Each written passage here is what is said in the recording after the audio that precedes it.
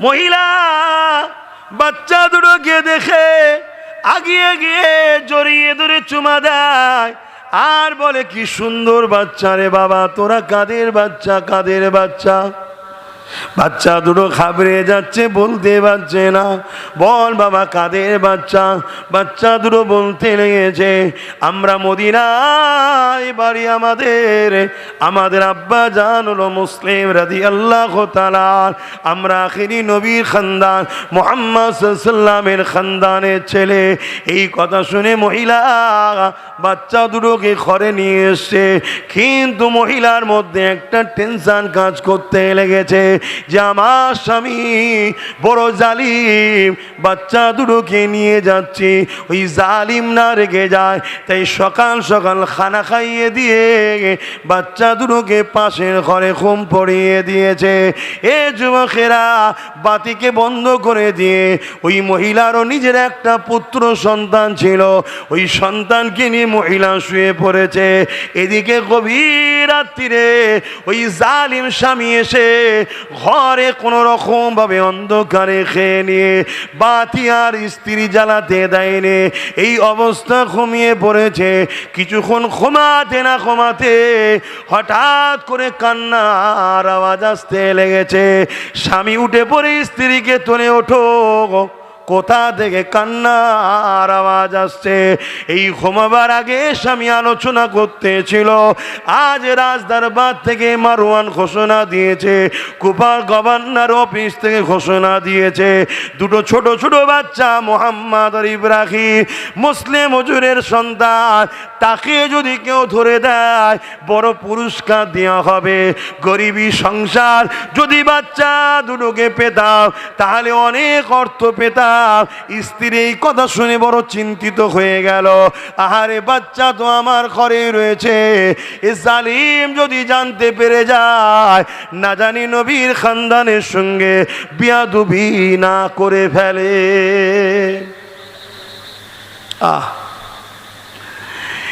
এ নওজওয়ানেরা, স্ত্রীকে যখন স্বামী তুলতে লেগে, ছোট বাচ্চার কান্নার আওয়াজ আসছে, চলো দেখি। স্ত্রী বুঝাতে লেগেছে, আরে কোথায় কার বাড়ির বাচ্চারা স্ত্রী কাঁদছে, তুমি এত কেন পেরেশান হচ্ছ, ঘুমাও ঘুমাও। কিন্তু শয়তান শুনল না, নিজে উঠে অন্যরকম ভাবে বাতি জ্বালিয়েছে, মশলা দিয়া বাতি জ্বালিয়ে কান্না কোথা থেকে আসছে খেয়াল করতে করতে পাশের কামরা যখন দরজা খুলেছে, বাচ্চা দুটো আলোয় পুরো ঘর আলোকিত হয়ে রয়েছে। এ যুবকেরা, ওই বাচ্চা দুটোকে দেখে এই জালিম আগিয়ে গিয়ে বলে, কারা গো তোমরা, এখানে কি করে এলে, কে তোমরা? পরিচয় নিতে লাগলো। ওই বাচ্চা দুটো বলতে লেগেছে, আমরা হলাম নবীর খানদান, ইমাম মুসলিম আমাদের আব্বা জান। ওই শয়তান মালাউন বেঈমান জাহান্নামের কুকুর তখন বলে, কত জায়গায় তোমাদেরকে খুঁজলা, কত খালবি, কত খাজুর বাগান, কত জায়গা খুঁজলাম, আর তোমরা আমার ঘরে বসে রয়েছ। চলো চলো, খুব ভালো হয়েছে, সকাল হয়ে গেলে রাজ দরবারে তোমাকে নিয়ে যাব, অনেক পুরস্কার পাবো, অনেক অর্থ পেয়ে যাব। এ যুবকেরা, সকাল হয়ে গেল, বেঈমান আর ঘুমালো না। স্ত্রী বুঝাতে লেগেছে, আহারে, যেই মুখে কলেমা পড়ো সেই মুখে নবীর খানদানের সঙ্গে বিয়াদবি করো না।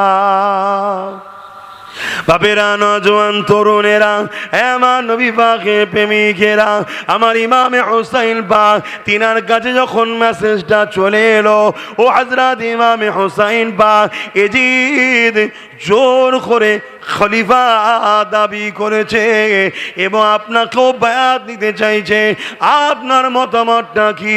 আল্লাহ নবীর নামাজা ইমামে হুসাইন বলেছিলেন, শোনো আমার ভাই, 20টা বছর ধরে ইমাম মাবিয়া হুজুর রাজত্ব চালিয়েছে, মানুষ আমাদেরকে চেয়েছিল, আমার ভাই ইমামে হাসানকে চেয়েছিল।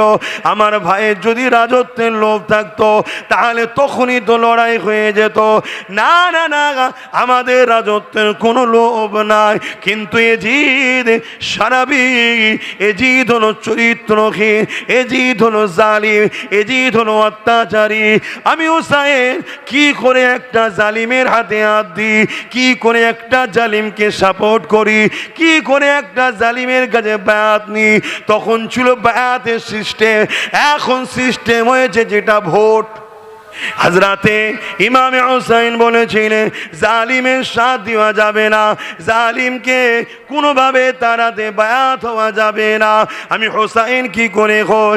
এ যুবকেরা, তরুণেরা, এমন করে দেখা যাচ্ছে তাকি উসমানী বলে পৃথিবীর একজন বড় আলেম রয়েছে, তিনি বলতে লেগেছেন ভোট দেওয়া হলো সাক্ষ্য দিয়া, শাহাদাত দিয়া। আপনি যদি কাউকে ভোট দেন, সাপোর্ট করে, সে যদি ভালো কাজ করে সেও পুণ্য পাবে, যারা তাকে সাপোর্ট করেছে তারাও নেকি পুণ্য পাবে।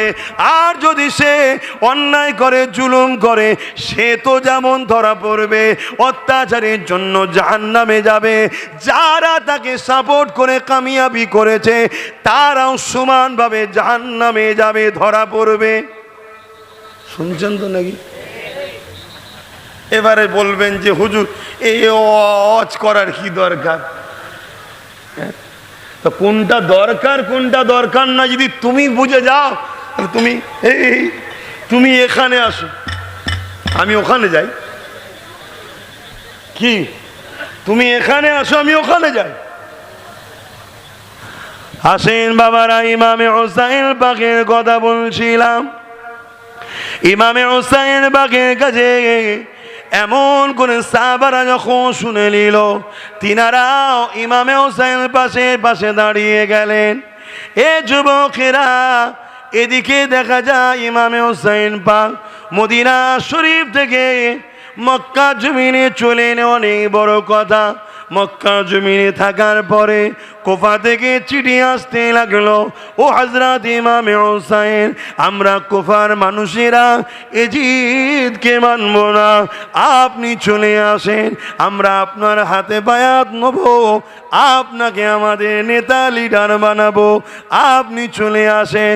ইমামে হুসাইন পাক সাহাবাদেরকে বলতে লাগলে, দেখো সাহাবারা, কুফার মানুষেরা অন্যায়ের পক্ষে যেতে চায় না, তারা ন্যায়ের পক্ষে থাকতে চায়, তারা আমার মাশওয়ারা নিতে চায়, আমার পরামর্শ তারা নিতে চায়। তা আমি কুফার জমিনে যাব। সাহাবা হুজুররা বলতে লাগলেন, ও ভাই হযরত ইমামে হুসাইন, আপনাকে কুফার জমিনে যেতে দেব না, কেননা কুফার মানুষকে বিশ্বাস করা যায় না। কুফার মানুষেরা আপনার আব্বাজান হযরত আলীর সঙ্গে মুনাফিকি করেছে। এ যুবকেরা, হযরত আলী হুজুর এমন করে কুফার দামেস্কেতে রাজধানীকে তুলে নিয়ে গিয়েছিল, কুফার মানুষের বড় উন্নতি হয়েছিল। ওই কুফার দামেস্কে জামে মসজিদে হযরত মাওলা আলী ইমামতির জায়গাতে দাঁড়িয়ে নামাজ পড়াতে ছিলেন। ওই অবস্থায় ফজরের সময় এই নামাজিরা হযরত মাওলা আলীকে শহীদ করে দিয়েছিল। ইসলামের সঙ্গে সব থেকে বড় ধোঁকা, সব থেকে বড় ক্ষতি, এবং ইসলামের বড় বড় আমল করে মহামানব গুণকে এই মুসলমান মুনাফিকরাই ক্ষতি করেছে। শুনছেন তো? আমার এই ওয়াজ শুনে অমুসলিমরা সমালোচনা করবে না, শুনছেন? এই মুনাফিক মুসলমানের সমালোচনা করবে, কেন যুগে যুগে ক্ষতি কিন্তু ইসলামের মুনাফিকরা। মাওলা আলীকে অমুসলিমদের ক্ষমতা ছিল না শহীদ করার, নামাজের হালে ফজরের সময় দাঁড়িয়ে হুজুরকে শহীদ করে দিল ওই কুফাতে। তাই সাহাবারা বলছেন, ভাই আপনাকে কুফায় যেতে দেব না। একের পর একটা একটা করে চিঠি আসতে লেগেছে, লাস্টে একটা চিঠি এসে যায়, ওই চিঠিতে অনেক সই করা রয়েছে। হযরত ইমামে হুসাইন, আপনি আসেন, আমরা কুফার মানুষ আপনাকে মেনে নিতে চাই, আপনার কাছ থেকে পরামর্শ নিতে চাই। আপনি আসুন কুফার জমিনে, আর যদি না আসেন কিয়ামতের দিনে নানা জানের কাছে আপনার বিরুদ্ধে নালিশ জানাবো। ইমামে হোসাইন বা সাহাবাদেরকে বললে, ভাইরা আমাকে যেতে হবে, কেননা তারা এতজন মানুষ সিগনেচার করেছে। হক কথা যখন তারা জানতে চায়, আমার দায়িত্ব তাদেরকে হকের মেসেজ দেওয়া। এই সময় ইমামে হোসেন পাক যাবার জন্য যখন ইরাদা ঠিক করে নিলেন, সাহাবা হুজুররা বলতে লাগলেন, ভাই যখন আপনি যেতেই চান তাহলে এক কাজ করেন, প্রথমে আপনি হযরতে মুসলিম হুজুরকে পাঠিয়ে দেন, কাউকে একজনকে পাঠান, তিনি আগে যে পরিস্থিতিটা দেখে আপনাকে চিঠি করবে, তারপরে আপনি যাবেন। হযরত ইমামে মুসলিম হুজুরকে পাঠিয়ে দেয়া হলো। হুজুরের সাথে নিজের 2 সন্তান ছিল, ওই সন্তান দুটো মুহাম্মদ ইব্রাহিম, 2 বাচ্চাকে নিয়ে ইমামে মুসলিম হুজুর কুফা দিয়ে রওনা দিলে। অনেক বড় কথা, কুফার জমিনে পৌঁছে গেলে কুফার মানুষেরা ইমামে মুসলিম হুজুরকে পেয়ে বড় আনন্দ প্রকাশ করতে লাগলো। ইমামে মুসলিম হুজুরের হাতে 40,000 কুফাবাসী বায়াত হয়ে যায়। 40,000। এই আনন্দ, এই অ্যাকসেপ্ট, এই ভালোবাসা দেখে ইমাম মুসলিম হুজুর চিঠি লিখছে, ভাই এখানের পরিস্থিতি ভালো, মানুষ সত্যিই আপনাকে চাইছে, মানুষ সত্যিই আপনাকে চাইছে। তো ইমামে হোসাইন হুজুরের পক্ষ থেকে মুসলিম হুজুর বায়াত নিলেন। চিঠি চলে এলো, চিঠি রওনা হলো, এদিকে পজিশন আলাদা হয়ে গেল। নোমান বিন বাসির বলে তখন কুফার গভর্নর ছিল, তিনি বড় নরম দিলের লোক ছিল, তিনি আহলে রসুলের সঙ্গে বিরোধী করতে চাইনি। তাই নোমান বিন বাসিরকে চেঞ্জ করে মারওয়ান নামক এক জালিম জাহান্নামের কুকুরকে এজিদ কুফার গভর্নর করে দিল। সে অনেক এসে অত্যাচার শুরু করলো, এমনকি ইমাম মুসলিম হুজুরকে যারা ধরে দেবে তাদের জন্য পুরস্কার করে দিল, এত অর্থ দেওয়া হবে। যারাই কলমা পড়ে বায়াত হয়েছিল তাদের মধ্যে অনেকে, সবাই নাই, অনেকে ইমাম মুসলিম হুজুরকে খুঁজে বেড়াচ্ছে পয়সা নেবে বলে। শুনছেন মুসলমান তো নাকি? তো এই ওয়াজটা, এই ইতিহাসটা আমরা পড়িছি না পড়িনি? বলবেন তো? এই যে লোক বসে আছে বা বিভিন্ন জায়গায় যাচ্ছি, আমরাও তো জানি এ মুসলমানদের মধ্যে থেকে এমনও মুসলমান আছে কাল আমাদের ক্ষতি করার জন্য পয়সা পেলে আমাদের পিছনে লেগে যাবে। আমরা জেনে শুনেই হক কথা বলছি, জেনে শুনেই বলছি। কেন? আমি জানি আমার তকদিরে যেটা আছে ওটাকে আমি রদ করতে পারবো না, আর আমার তকদিরে যেটা আছে ওটাকে কেউ পাল্টাতে পারবে না। কিন্তু আমাকে পরিচয় দিতে হবে আমি ইমামে হোসাইনের পক্ষে রয়েছি, আমাকে পরিচয় দিতে হবে আমি হক ন্যায়ের পক্ষে রয়েছি। আমার ডিউটি হলো সত্য কথা মানুষকে জানানো, এক কথায় অন্যায়ের বিরুদ্ধে ন্যায়ের পক্ষে দাঁড়াতে হবে। এ যুবকেরা, তরুণেরা, ইমামে মুসলিম হুজুরকে এমন করে এই কুফার জমিনে আমার নবী পাকের একজন বুজুর্গ সাহাবী ছিলেন, তিনার বাড়িতে ইমাম মুসলিম হুজুর গোপন হয়ে গেলে বাচ্চা দুটোকে অন্য জায়গায় রেখে দিলে। এ নাজওয়ান তরুণীরা এমন করে জানাজানি হয়ে গেল। অনেক বড় কথা, সময়ের দিকে খেয়াল করে কয়েকটা পয়েন্ট আপনাদেরকে বলি। এমন করে ওই নবী পাক সাল্লাল্লাহু আলাইহি ওয়াসাল্লামের সাহাবী হযরতে হানি সাহাবী তিনার বাড়িতে মারওয়ান সৈন্য পাঠিয়ে দিয়ে তিনাকে বন্দী করে তুলে নিয়ে যাওয়া হলো।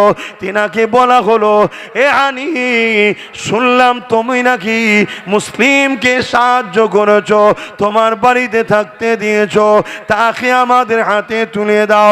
আল্লাহ নবী সাহাবী বলতে লাগলে, নবী পাকের হুকুম হলো, কেউ যদি তোমার কাছে আশ্রয় নেয়, তুমি তোমার অতিথিকে তোমার আশ্রয়কারীর সঙ্গে তুমি কখনো গাদ্দারি করতে পারবে না, তাকে দুশ্মনের হাতে তুলে দিতে পারবে না। আমি মুহাম্মদ রসুলের মাননেওয়ালা, আমি নবী পাকের সাহাবী, এটা কখনো করতে পারি না। এই কথা শুনে মারওয়ান তার জাল্লাদকে হুকুম করে দিল, জাল্লাদ নবী পাকের সাহাবী কে শহীদ করে দিল। ইন্না লিল্লাহি ওয়া ইন্না ইলাইহি রাজিউন। কিভাবে অত্যাচার করেছে দেখুন। এই খবর যখন হযরতে মুসলিম হুজুর জানতে পেরেছে, তখন তিনি দুঃখিত হলেন, হয়ে দেরি করলেন না, নিজে একাই বেরিয়ে পড়লেন। 40,000 লোক আর কেউ পাশে নেই। আল্লাহ, একাই বেরিয়ে পড়লেন। এই ইতিহাস আমরা পড়েছি ভাই, শুনছেন। আমরা আপনারা পাশে দাঁড়াবেন কি দাঁড়াবেন না ভরসা আমরা রাখি না, আমরা ভরসা রাখি আল্লাহর উপরে। কিন্তু আপনাদেরকে দায়িত্ব হক কথাটা জানাতে হবে। হযরতে মুসলিম হুজুর একা বেরিয়ে পড়লেন। বেরিয়ে পড়ার পর কুফার গভর্নরের অফিসের সামনে তিনি যে আওয়াজ দিল, আসো, কে আছো? নবী বংশের আওলাদের বিরোধী যখন করার এতই শখ, চলে আসো আমি মুসলিমের মোকাবেলা করতে। তোমরা নবী সাহাবীকে মারো, আর তোমরা ওই মুখেই আবার কলেমা পড়ো। তোমাদের মতো মুনাফিকের মোকাবেলায় আমি মুসলিম আগিয়ে এসেছি, আসো, কে আছো? হুজুরের মোকাবেলায় চারিদিক থেকে লোক বেরিয়ে পড়ল। হুজুর একা লড়াই করতে লাগলেন। লড়াই করতে করতে একটা সময় হুজুরকে শহীদ করে দেওয়া হলো। ইন্না লিল্লাহি ওয়া ইন্না ইলাইহি রাজিউন। দুটো বাচ্চা এখনো কোফায় আছে, আর ইমাম হোসেন হুজুর রওনা দিয়ে দিয়েছে। জালিম এজিদের গভর্নর মারওয়ান ঘোষণা করে দিল, বাচ্চা দুটোকে যারা ধরে দেবে অনেক পুরস্কার দেওয়া হবে। এ না জওয়ানেরা, আমার নবী পাকে যেই সাহাবীর বাড়ি বাচ্চা দুটো ছিল, ওই সাহাবী দেখতে লাগলেন এই বাচ্চা দুটোকে কুফায় রাখা বড় নিরাপদ নয়। তাই প্রতিদিন রাত্রিরে কুফা থেকে উটের কাফেলা যায় মদিনা বা মক্কার দিকে ব্যবসা করার জন্য। ওই দুটো বাচ্চা মুহাম্মদ আর ইব্রাহিমকে ওই কাফেলা ধরিয়ে দেয়, আর বলে, বাবারা, তোমরা এই কাফেলার সাথ ছেড়ো না, মক্কা বা মদিনা জমিনে আম্মার কাছে তোমরা পৌঁছে যাবে। দুটো বাচ্চা তখনও জানে না আব্বাজান শহীদ হয়ে গেছে। এ নওজওয়ানেরা, তুমি আমি কোথাকারের কে, নবীর খানদানদের ওপরে কি জুলুম হয়েছে দেখো। তুমি আমি যদি গা বেচিয়ে ঘুরে বেরিয়ে মনে করে দুনিয়া তো কামিয়াবি হয়ে যাব, আখিরা তো কামিয়াবি হয়ে যাব, তাহলে তোমাকে একটা ছোট্ট উদাহরণ দেব। আমার ভারতবর্ষে এক ব্যক্তি কোরআনের 26টা আইনের বিরুদ্ধে, 26টা আয়াতের বিরুদ্ধে কেস করেছিল। জানো কি? রেজবি নাম জানো? হ্যাঁ, জানো না? জানো না? আমি পুরো নাম বলবো না, কেন সব জাহান্নামের কুকুরদের নাম নেওয়া উচিত নয়। পুরো শুনছেন তো নাকি? 26টা আয়াত নাকি কোরআনের, সেই বিরুদ্ধে কেস করেছিল। তার সাথ দিয়েছিল একদল লোক, দিয়েছিল না দেয়নি? একদল ভণ্ড দিয়েছিল না দেয়নি? একটু হ্যাঁ কি না বলবেন ধরে বাবা। সে একদিন কি করলে ইসলাম ছেড়েও দিল। আজকে তার কি খবর বলুন বলুন। বাপেরা, নওজওয়ান তরুণেরা, ইমামে মুসলিম হুজুর শহীদ হয়ে গেছে, বাচ্চা দুটো জানে না। আর এমন করে ওই উটের কাফেলার পিছনে যেতে যেতে রাতের অন্ধকারে ছোট ছোট বাচ্চা কতটা জোরে জোরে হাঁটতে পারে বলুন। এ নওজওয়ান অন্ধকারে কাফেলা কোথায় গায়েব হয়ে যায়, আর রাস্তা চিনতে পারে না। আর এমন করে খুঁজতে খুঁজতে সারা রাত জেগে জেগে যখন ফজর হয়ে যায়, ওই দুই বাচ্চা দেখে আবার কুফার জমিনে পৌঁছে গেছে। কারো যদি কোনো জায়গায় আল্লাহ মৃত্যু রাখে, সেই জায়গা থেকে পালিয়ে কেউ যেতে পারবে না। আমার যদি তোমার গ্রামে মরদ থাকে, তোমরা সবাই মিলেও চেষ্টা করে আমায় বাঁচাতে। এটা বিশ্বাস করো, এটার নাম ঈমান। এ নওজোয়ান তরুণেরা, হযরতে মুহাম্মদ ইব্রাহিম দুই ছোট ছোট ভাই এমন করে আবার পরের দিন ওই সাহাবী আবার ওই উটের কাফেলাকে ধরিয়ে দেয়। আবার সেই একই অবস্থা, রাত্রির অন্ধকারে ওই কাফেলা হারিয়ে যায়। সকাল যখন হয় দেখে কুফাতে 3 দিনের দিনে বাচ্চা দুটো একটা খেজুরের বাগানের মধ্যে দুই ভাই বসে রয়েছে।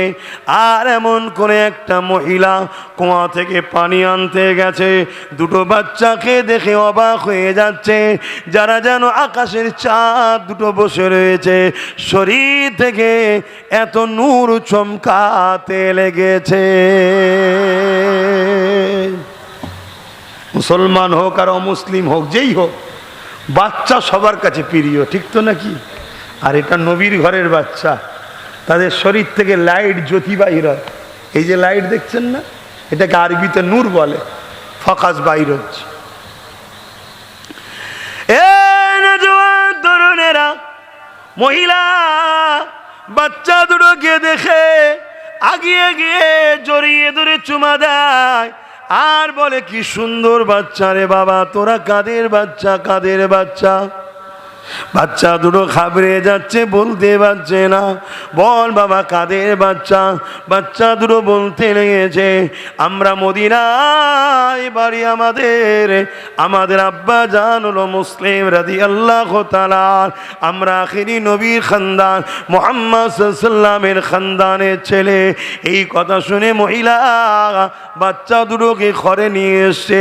কিন্তু মহিলার মধ্যে একটা টেনশন কাজ করতে লেগেছে যে আমার স্বামী বড় জালিম, বাচ্চা দুটোকে নিয়ে যাচ্ছি ওই জালিম না রেগে যায়। তাই সকাল সকাল খানা খাইয়ে দিয়ে বাচ্চা দুটোকে পাশের ঘরে ঘুম পড়িয়ে দিয়েছে। এ যুবকেরা, বাতিকে বন্ধ করে দিয়ে, ওই মহিলারও নিজের একটা পুত্র সন্তান ছিল, ওই সন্তানকে নিয়ে মহিলা শুয়ে পড়েছে। এদিকে গভীর রাত্রিরে ওই জালিম স্বামী এসে ঘরে কোনো রকম ভাবে অন্ধকারে খেয়ে নিয়ে বাতি আর স্ত্রী জ্বালাতে দেয়নি। এই অবস্থা ঘুমিয়ে পড়েছে। কিছুক্ষণ ঘুমাতে না ঘুমাতে হঠাৎ করে কান্নার আওয়াজ আসতে লেগেছে। স্বামী উঠে পড়ে স্ত্রীকে তুলে, ওঠো, কোথা থেকে কান্নার আওয়াজ আসছে? এই ঘুমাবার আগে স্বামী আলোচনা করতেছিল, আজ রাজদরবার থেকে মারওয়ান ঘোষণা দিয়েছে, কুফার গভর্নর অফিস থেকে ঘোষণা দিয়েছে, দুটো ছোট ছোট বাচ্চা মুহাম্মদ আর ইব্রাহিম মুসলিম হুজুরের সন্তান, তাকে যদি কেউ ধরে দেয় বড় পুরস্কার দেওয়া হবে। গরিবী সংসার, যদি বাচ্চা দুটোকে পেতাম তাহলে অনেক অর্থ পেতাম। স্ত্রী এই কথা শুনে বড় চিন্তিত হয়ে গেল। আহারে, বাচ্চা তো আমার ঘরে রয়েছে, এ জালিম যদি জানতে পেরে যায়, না জানি নবীর খানদানের সঙ্গে বিয়াদবি না করে ফেলে।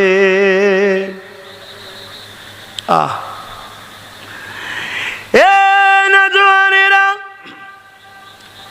স্ত্রীকে যখন স্বামী তুলতে লেগে, ছোট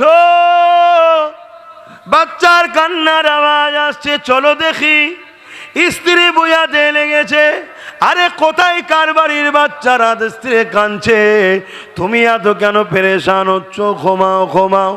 কিন্তু শয়তান শুনল না, নিজে উঠে অন্যরকম ভাবে বাতি জ্বালিয়েছে, মশলা দিয়া বাতি জ্বালিয়ে কান্না কোথা থেকে আসছে খেয়াল করতে করতে পাশের কামরা যখন দরজা খুলেছে, বাচ্চা দুটো আলোয় পুরো ঘর আলোকিত হয়ে রয়েছে।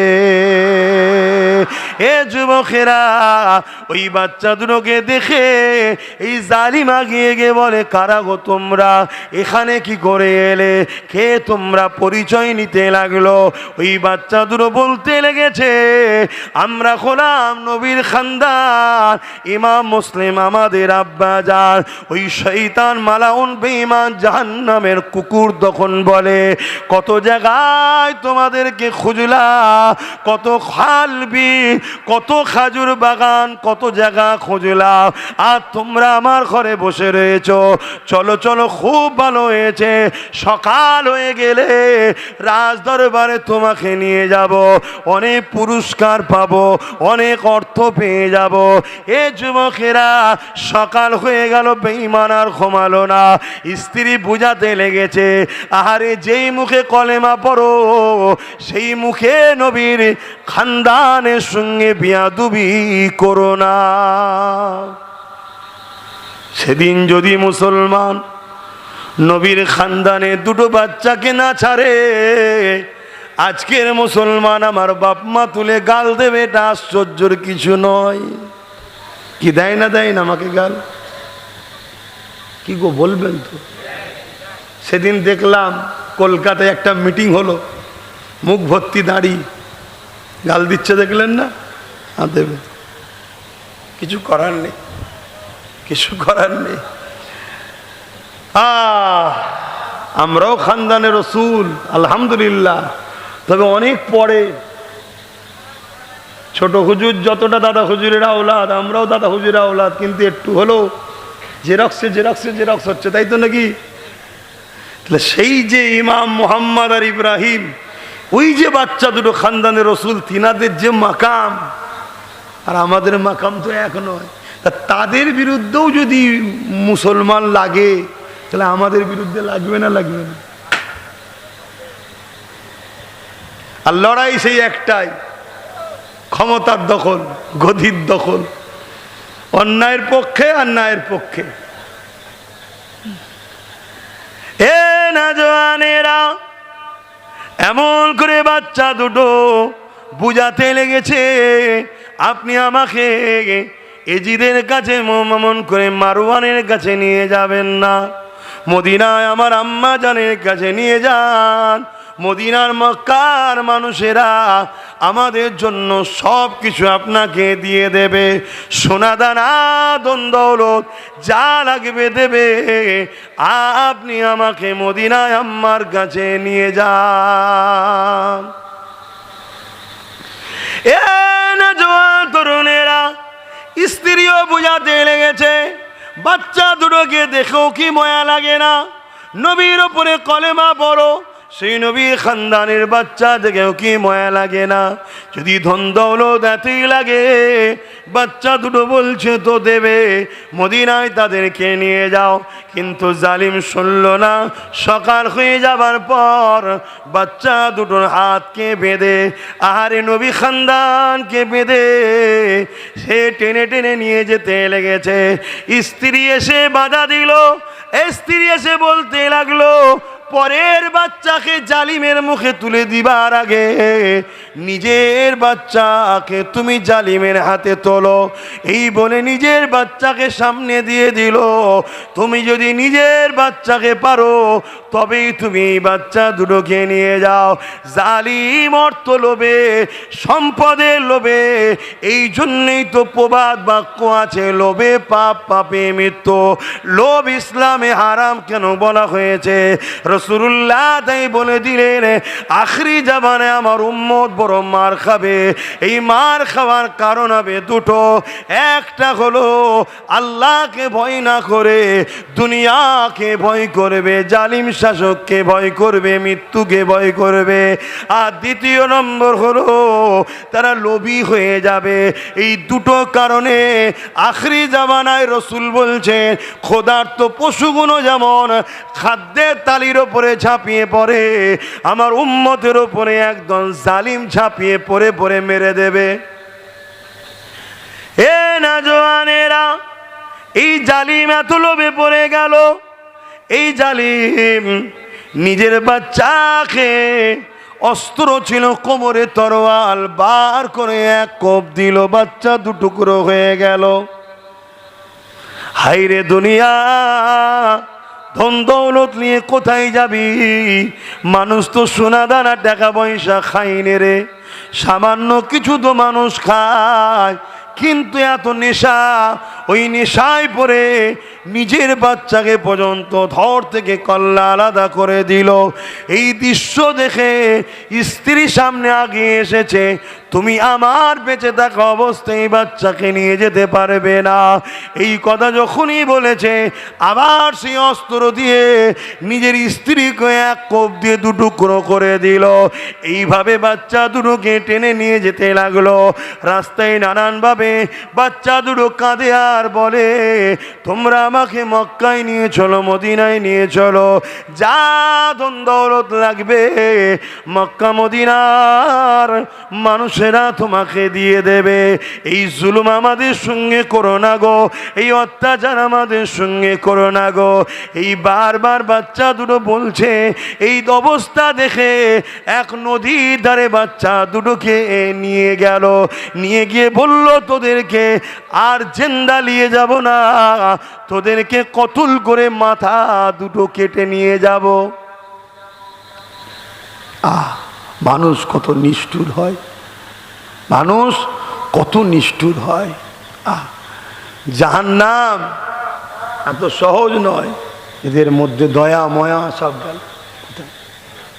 ঈমান যদি না থাকে দয়া কিসের? ঈমানই তো দয়া।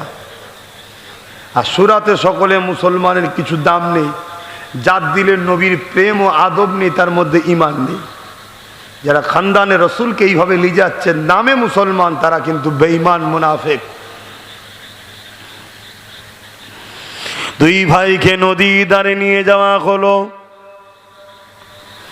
ওই সময় এক ভাইকে ধারালো অস্ত্র দিয়ে, আর এক ভাইয়ের সামনে এমন করে জবাই করে দিয়ে মাথাটাকে নিয়ে একটা কাপড়ের ওপরে রাখা হলো। জালিমকে তখন ছোট ভাই বলতে লেগেছে, জালিম রে, আল্লাহকে ভয় কর, মরণ একদিন তোমার হবে। এই কথাটা শুনে বলতে লেগেছে, আসো তোমাকেও তোমার ভাইয়ের কাছে পাঠিয়ে দিই। এই বলে আর এক ভাইকে জালিম অস্ত্র দিয়ে তিনারও দেহ থেকে কল্লাকে আলাদা করে দিল। আরে নবী খানদানের ওপরে, এই জমির ওপরে মুসলমান দামিদার মুনাফিকরা কি জুলুম করেছে দেখো। এইভাবে দুই ভাইয়ের লাশ মোবারককে, শরীর মোবারককে, জেসম মোবারককে পানির মধ্যে ফেলে দেওয়া হলো। দেখা যায় দুই ভাই ওই পানির মধ্যে একে অপরকে জড়িয়ে ধরে এমন করে ভেসে ভেসে যেতে লেগেছে।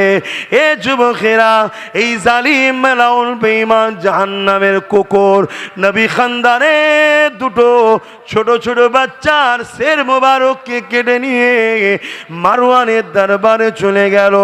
মারওয়ানকে দেখাতে লাগলো, এ মারওয়ান, আমাকে অর্থ দাও, আমি মুহাম্মদ আর ইব্রাহিমের শের মোবারক কেটে এনেছে। এই দৃশ্যটা দেখে মারওয়ানের মতো শয়তান সেও কেঁপে উঠলো। কিরে, তোকে তো ধরে আনতে বলেছিলাম, তুই দুটো বাচ্চাকে কিভাবে কতল করলি? তোর মধ্যে কি একটু মায়া না? যে মারওয়ান এত নিষ্ঠুর, তারও দিলটা কেঁদে উঠলো, কেঁপে উঠলো। সেও বলতে লেগেছে, তোর মধ্যে কি কোনো মায়া নাই? ওই দরবারে নবী পাকের খানদানের ভালোবাসার একজন সৈনিক বসেছিল, যে এজিদের নেতৃত্বে জব করত, কাজ করত, চাকরি করত। সে ওই দরবারে বসে বসে কাঁদতেছিল। যখনই মারওয়ান বলতে লাগলো, কেউ কি আছো এই মালাউনের দর থেকে কল্লাটা আলাদা করে দেবে? ওই খানদানের রাসূলের প্রেমিক লাফ মেরে উঠে গিয়ে তাকে ধরে বাইরে বার করে গভর্নর অফিসের সামনে জবাই করে দিয়ে জাহান্নামে পাঠিয়ে দিল। মনে রাখবেন বেঈমান লোভে পাপ করলো, পাপে জাহান্নামে গেল। দুনিয়া তো লোভ লালসা ধন দৌলত পেল না। তাই এ যুবকেরা, তরুণেরা, তাই তোমাদের নবীর খানদান হয়ে আজ বলে দিয়ে যায়, আজও তোমাদেরকে এবং ইসলামকে মিটিয়ে দিবার নানা রকম ষড়যন্ত্র করতে লেগেছে। ইসলামের প্রকাশ্য যারা দুশ্মন, তারা তো যুগে যুগে দুশ্মনী করবে, কিন্তু তাদের এত সাহস নাই। তারা এই সাহসটা পাচ্ছে তোমার আমার গ্রামে, পাড়ায় পাড়ায় গুটি কত মুসলমান সুরাতে মুনাফিক রয়েছে।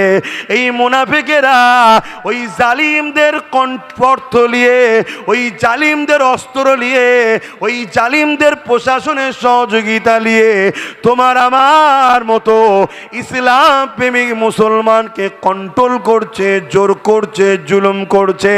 এই তোমার আমার সময় হয়েছে এই জালিম গুণকে গ্রামে গ্রামে যারা আছে এদের মোকাবিলায় লড়াই করে দ্বীনের স্বার্থে, ইসলামের স্বার্থে, তোমার আমার বাচ্চার ভবিষ্যতের স্বার্থে তোমাকে আমাকে ঐক্য হতে হবে। শুনছো? মুনাফিক সেদিন আজও আছে, আজও আছে। এভাবে ইতিহাস যুগে যুগে ঘটেছে ভাই, অনেক ঘটেছে। হজরতে ওসমান গনি হুজুরের সাহেবজাদাকে শহীদ করে দিয়ে কাপুরের মধ্যে জড়িয়েই মুনাফিক মুসলমানরা পাঠিয়ে দিয়েছে। হজরতে ওসমান গনিকেও শহীদ করেছে মুনাফিক মুসলমানরা। অতএব প্রকাশ্য দুশ্মন যত শক্তিশালী হোক না কেন, তোমার আমার কিছুই করতে পারবে না যদি ঘরের ভেতরের গাদ্দার মুনাফিক গুণ ওদের সাথ না দেয়। আমার ঘরে গাদ্দার আছে। বিদায় লিবার আগে আমি শয়তান এজিদের কথা একটু বলে যাচ্ছি। আমার ইমাম পাক তো শহীদ হয়েছেন, শহীদের মাকাম তো অনেক বড়, আর আমার ইমাম পাকের মতো শহীদ তো অন্য শহীদও কেউ হয়নি। কিন্তু এজিদের কি হলো? এজিদ তো জিতলো, বাহ্যিক দেখছি, কিন্তু জিতেছে হাকিকত হোসাইন পাক। এজিদের কি হলো? এজিদ মদিনাকে তারপরে বায়াতের জন্য চাপ দিল। ইমাম হোসেন পাক শহীদ হওয়ার পর মদিনাতে 10,000 সৈন্য পাঠিয়েছিল এজিদ। মন দিয়ে শুনবেন, কত? 10,000। মদিনার নবাবী শরীফে 3 দিন খচ্চর, গাধা, ঘোড়াকে বন্দি করে নামাজ, আজান, ইকামত বন্ধ করে দিয়েছিল এজিদ, এবং তার সৈন্যদেরকে মদিনা 3 দিন হালাল করে দিয়েছিল, যা খুশি করো। মদিনার সাহাবা হুজুরদের পরিবার এবং মদিনাবাসীদের মা বেটিদের ইজ্জত আবরু বেহুরমাতি থেকে শুরু করে, কাতলে আম থেকে শুরু করে, নবীর মদিনাতে খচ্চর গাধা বাঁধিয়ে নামাজ বন্ধ করে পিশাব পায়খানা করিয়েছিল এজিদ। শুনছেন তো নাকি? আজ কিছু দাড়ি টুপি আর পড়ে আলেম উলামা সেজে এজিদের দালালি করে এই সমাজে। সোশ্যাল মিডিয়ায় দেখবেন এজিদকে বাঁচাতে চায়। এরা এজিদের অবৈধ সন্তান, এরা জাহান্নামের কুত্তা হবে, এরা এজিদের সাথেই থাকবে। শুনছেন তো নাকি? ওই সময়ে এমন করে মক্কার মানুষেরা আবার এজিদের এই কথা শুনে মদিনার নবাবীকে বেইজ্জতি করছে, এজিদের বিরুদ্ধে বিদ্রোহ ঘোষণা করে। এজিদ তখন সৈন্য পেটিয়ে আবার মক্কার উপরে হামলা করে, আর মক্কার কাবার গিলাফে আগুন ধরিয়ে দেয় এজিদ। শুনছেন? এই যখনই আগুন ধরিয়েছে, সঙ্গে সঙ্গে এজিদের ওখানে কাবার গিলাফ পুড়ছে, এদিকে এজিদের ভেতরে পুরার থেকেও কঠিন জ্বলন শুরু হয়েছে। এটা কয়েকদিনের ঘটনা, বেশি দিন নয়, কয়েকদিন, কারবালার কয়েকদিন পরেই। আর এই জ্বলনের তাপ, এই জ্বলনের মাত্রা প্রতিদিন যাচ্ছে, বেড়েই যাচ্ছে। এজিদ চিৎকার চেঁচামেচি করে। এজিদকে তার সৈন্যরা নানা রকম মদ খাওয়ায়, এক একদিন এক একটা করে নারী দেয়, যাতে করে এই সব নিয়ে এজিদ এই জ্বলনটাকে ভুলতে পারে। কিন্তু কোনোভাবে এজিদের জ্বলন কমছে না। পানির পিপাসা লাগে, কারবালায় আহলে রসুলদের পানি দেয় না, পানি সামনে আসে, যখন পান করে পিপাসার চোটে জ্বলনটা আরো বেড়ে যায়। বলুন সুবহানাল্লাহ, বলুন আল্লাহু আকবার। এই জাহান্নামের কুত্তা কিভাবে মরছে দেখুন। খানদানে রসুলদেরকে পানি দেয়নি, পানিও সামনে রয়েছে, পান করাতে বিপদ, আরো জ্বলন বাড়ছে, বিপাশায় বুক ফেটে যাচ্ছে, পানির জ্বলনের চোটে পানি পানও করছে না। লাস্টে এত চিৎকার চেঁচামেচি করতে শুরু করেছে, এজিদ বাঁদর পুষত, বাঁদর, শুনছেন তো নাকি? তো ওই সময়ে সবাই সৈন্যরা বুঝালো, চলেন আপনার বাঁদরটাও, ওই আহলে রসুলকে শহীদ করার পর বাঁদরও এজিদকে ছেড়ে পালিয়েছে। যে কত বড় জালিম, জাহান্নামের কুকুর রে! হ্যাঁ, তুই নবীর উম্মত দাবি করে নবীর খানদানকে শহীদ করতে থাকে, সেও অবলা পশু পালিয়েছে। তো এজিদ ইমাম হোসাইন পাকের ঘোড়াকে জোর করে বন্দি করে তার উপরে সওয়ার হয়ে ওই বাঁদর খুঁজতে গেল। মানে সৈন্যরা চাইছে যদি একটু জঙ্গল টঙ্গলে ঘুরলে, একটু যদি জ্বলন কমে, চিৎকার চেঁচামেচিতে এলাকার লোক পাগল হয়ে যাচ্ছে। জঙ্গলে গেছে, একটা সময় ইমাম পাকের ঘোড়া, আহা, ইমাম পাকের ঘোড়া ছুট শুরু করেছে। এবারে সে ছুট অন্য বেকায়দার ছুট, ছুটছে, লাপাচ্ছে, এদিকে যাচ্ছে, ওদিকে যাচ্ছে। এজিদকে আর থামানো যাচ্ছে না। যেভাবে মরণটা চিঙ্গিস খানের হয়েছিল, লাগাম ফসকে পা বেঁধে গিয়ে এক পা ওই যার উপরে রাখে সাথে বেঁধেছে, ওই অবস্থায় এজিদ ছিন্ন বিচ্ছিন্ন হয়ে, কোথায় চোখের তারা, কোথায় মগজের অংশ, কোথায় শরীরে ছিন্ন বিচ্ছিন্ন হয়ে এজিদ এই অবস্থায় মরে জাহান্নামের কুকুর হয়ে জাহান্নামে গেছে। কথা শুনছেন? তাহলে আমার ইমাম পাক তিনি শহীদ হয়েছেন নানা দিনের জন্য, ইনসাফের জন্য, হকের জন্য, নানার উম্মতের জন্য, মানবতার জন্য, সত্যের জন্য। আর এজিদ জাহান্নামের কুত্তা হয়েছে, বেউজ্জতির মরণ, তার লাশকে টুকরো টুকরো ছিন্ন বিচ্ছিন্ন, কখনো চিল, বিভিন্ন পাখি ছুঁয়ো মেরে নিয়ে যাচ্ছে, এখানে একটুখানি, ওখানে একটুখানি। কেন? ঘোড়া থামছে না। এই অবস্থায় তাকে ছিন্ন বিচ্ছিন্ন করেছে। কখনো এ পাহাড়ে লিজে মেরেছে, এ পাথরে মেরেছে, এ গাছে মেরেছে। এইভাবে মরে এজিদ জাহান্নামের কুকুর হয়েছে। আর আমার ইমাম পাক শহীদ হওয়ার পর হুজুরের শের মুবারক নেজার ওপরে নিয়ে যাওয়া হচ্ছে, ইমাম পাকের জবান থেকে কোরআন তেলাওয়াত হচ্ছে। জোরে বলুন সুবহানাল্লাহ। সবাই দেখছে, রাস্তার দুদিকে সবাই দেখছে, আর ইমাম পাকের শের মুবারক থেকে নূরের আলো আল্লাহর আরশের দিকে যাচ্ছে। জোরে বলুন সুবহানাল্লাহ।